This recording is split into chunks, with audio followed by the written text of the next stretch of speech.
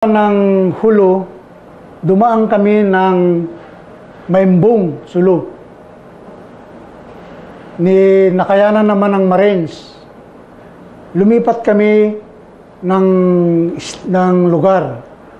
Yung pinuntahan namin na yun, hindi namin alam kung Hulo na yun. Yun na pala ang Hulo proper.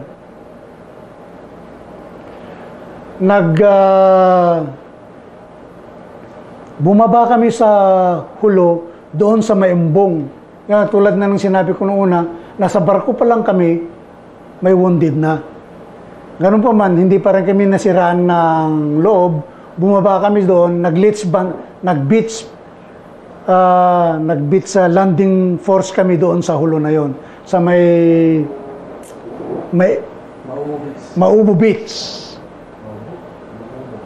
Maubo Beach. Pagdating namin sa mainland, doon kami tinira ng tinira o binakbakan ng mga Maoist rebel. Gumanti pa rin kami. Palibasa gunner ako sa 30 caliber.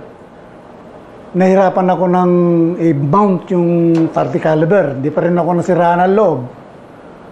Pero nakakatuwang iskwento pero totoo. Yung fire support namin ng barko, tamang-tama ang tinamaan niya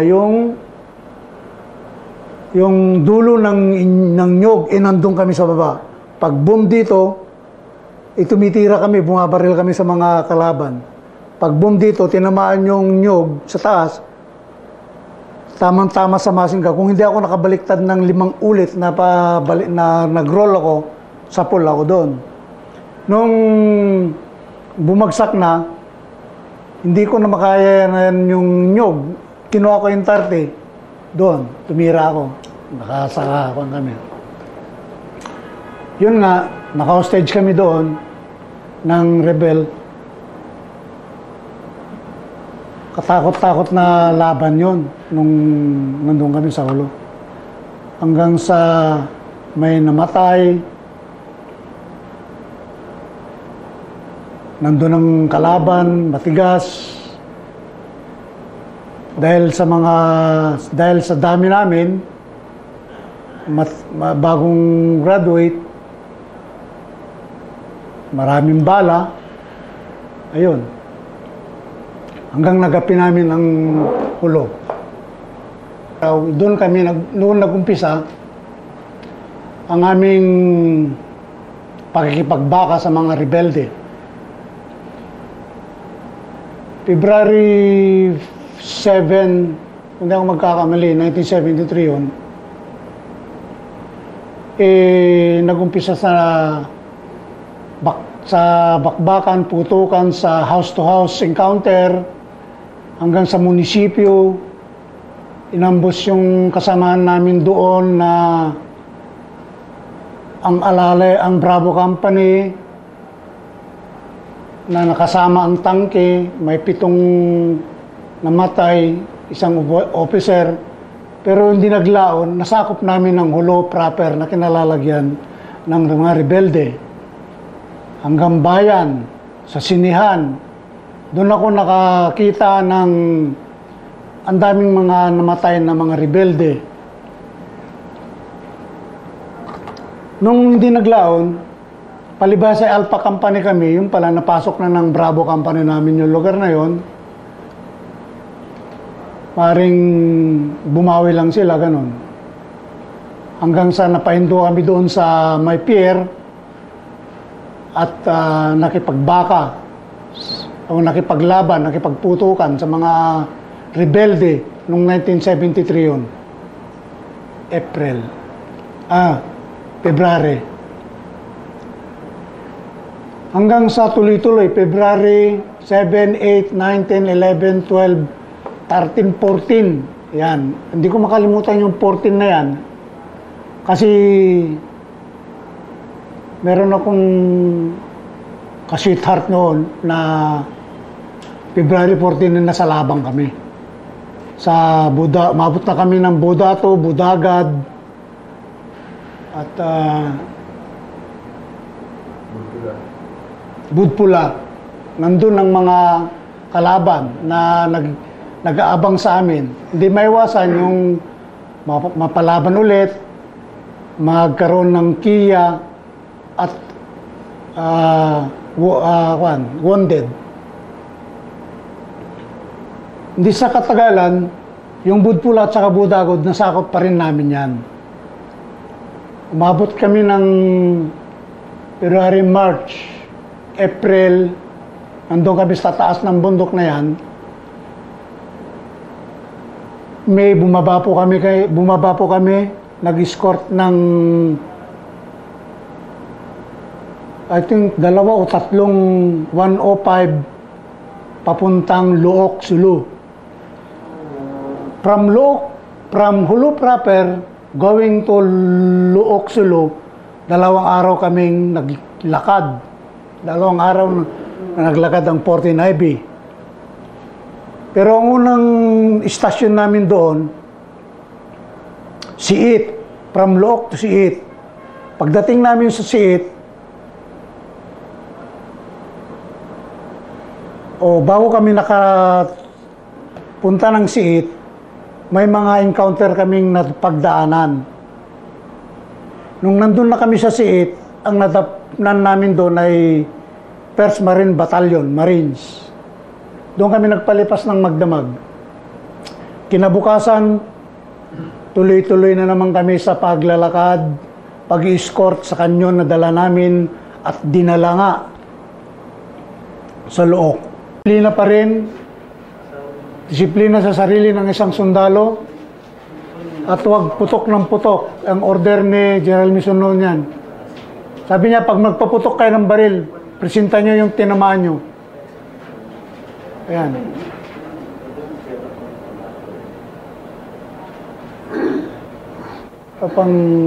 At lahat ng pinuntahan namin noon, nung batalyong commander namin noon, parati namin siyang kasama. Mapahulo, Luok, Basilan, hanggang naging brigade commander siya. Di naglaon,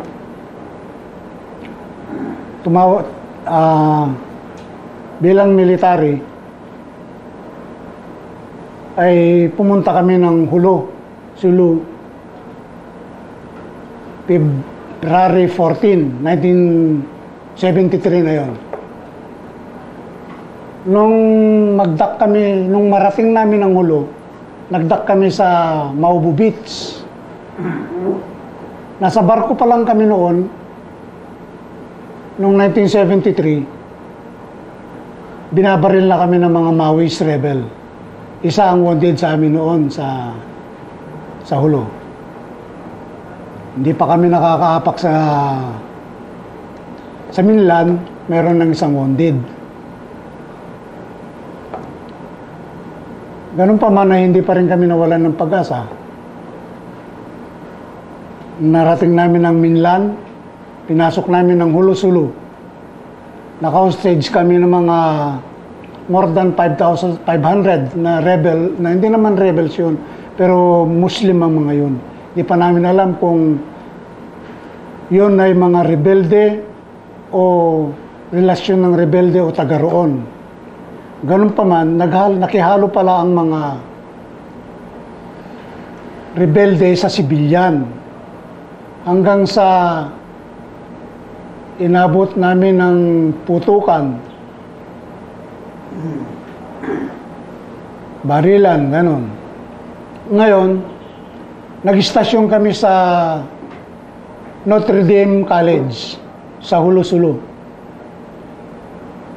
1-2 araw, doon nag-umpisa ang aming pakikipagbaka sa mga rebelde. February 7, kung di ako magkakamali, 1973 yun, nag-umpisa sa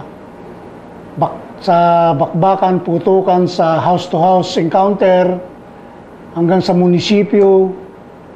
Inambos yung kasamahan namin doon na ang Bravo Company, na nakasama ang tangke, may 7 namatay, isang officer, Pero hindi naglaon, nasakop namin ng hulo proper na kinalalagyan ng mga rebelde. Hanggang bayan, sa sinihan. Doon ako nakakita ng ang daming mga namatay na mga rebelde. Nung hindi naglaon, palibhasa Alpha Company kami, yung pala napasok na ng Bravo Company namin yung lugar na yon. Maring bumawi lang sila, ganun. Hanggang sa napahinto kami doon sa may pier at nakipagbaka o nakipaglaban, nakipagputukan sa mga rebelde noong 1973 yun. February. Hanggang sa tuloy-tuloy, February 7, 8, 9, 10, 11, 12, 13, 14. Yan. Hindi ko makalimutan yung 14 na yan. Kasi meron akong ka-sweetheart noon na February 14 na nasa labang kami. Sa mabot na kami ng Budato, Budagad, at Budpula. Nandun ang mga kalaban na nag-aabang sa amin. Hindi maiwasan yung mapalaban ulit, magkaroon ng kiya at wounded. Hindi sa katagalan, yung Budpula at saka Budagod, nasakop pa rin namin yan. Umabot kami ng February, March, April, nandun kami sa taas ng bundok na yan.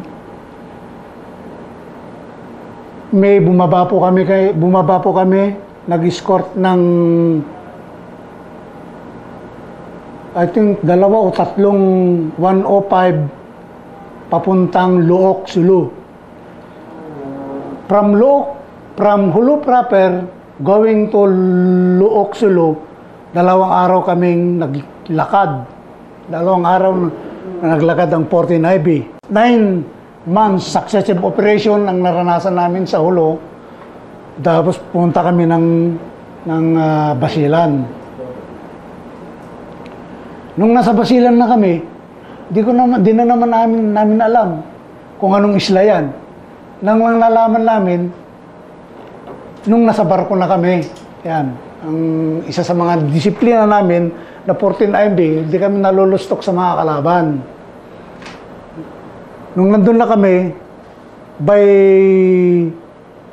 platoon na ang dispatch namin. Ang first platoon, sa Giyong Detachment kami na-assign. Second platoon, forward doon eh. Tapos hanggang sa rubber plantation,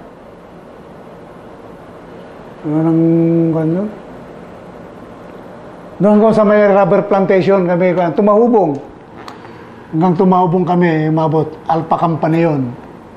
Kasi yung Bravo namin, kumaliwa sila. Yung Charlie, dito naman sa kaliwa eh, kay kanan. Umabot din kami doon ng ilang taon. 74, 5, 6, 7, o 4 years yata kami doon. Ang kwan namin doon, ang sinakop namin mga isla sa hanggang Tungkil kami umabot eh. Ang Alpha Company hanggang Tungkil. Sa Bubuan, ayan. Yung mga isla-isla doon, sinakop ng Bravo Company yan. Yung Alpha Company, sa Tungkil Island. Marami rin kaming na puntahan sa Tungkil, ay sa Basilan. Katulad sa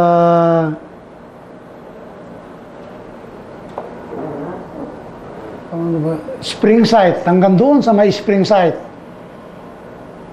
May encounter kami doon, namatay pa yung isang best friend ko doon. si Kapampangan, Nick Daw, late Nick Daw, Nicanor Nick Daw. Hindi ko inaasahan na maabutin na matamaan siya doon. Pero matatag pa rin kami noon. May kasama nga kaming tangke noon. Hanggang sa pinalibutan na lang, nung encounter na yon, umiikot na ang kalaban, sinerkel namin ang tangke para hindi nila makuha. Hanggang sa burst, mga persa namin doon, ay na-play namin yung mga pinag-aralan namin, hanggang sa nag-withdraw na lang yung mga kalaban. Malas nga lang at natamaan si kaibigan ko. Best friend ko pa naman yun. Si Nicanor Nick Daw.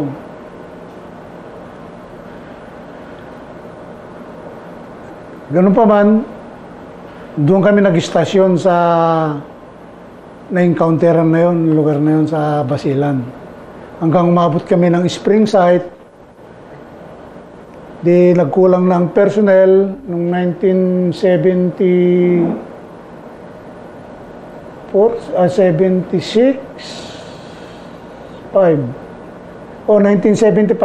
ditatnan na kami ng mga trainee. Pagdating ng trainee, binindisyonan din yung mga trainee namin. Hindi rin kami nawalan ng pag-asa hanggang sa umatras din sila. Kaya lang, accidentally na tinamaan talaga yung trainee namin. Masakit, pero talagang ganun. Gera yan eh. Hindi kami maatras. 74, 75, 76, malagi kami doon ng ng ilang taon. May mga, inatenan kami mga sayawan doon sa area sa Tumahubong, yung mga kanyon namin doon, alaga yun. Hanggang sa bumalik kami sa Hulo. Anong buwan yun? Bumalik kami ng Hulo.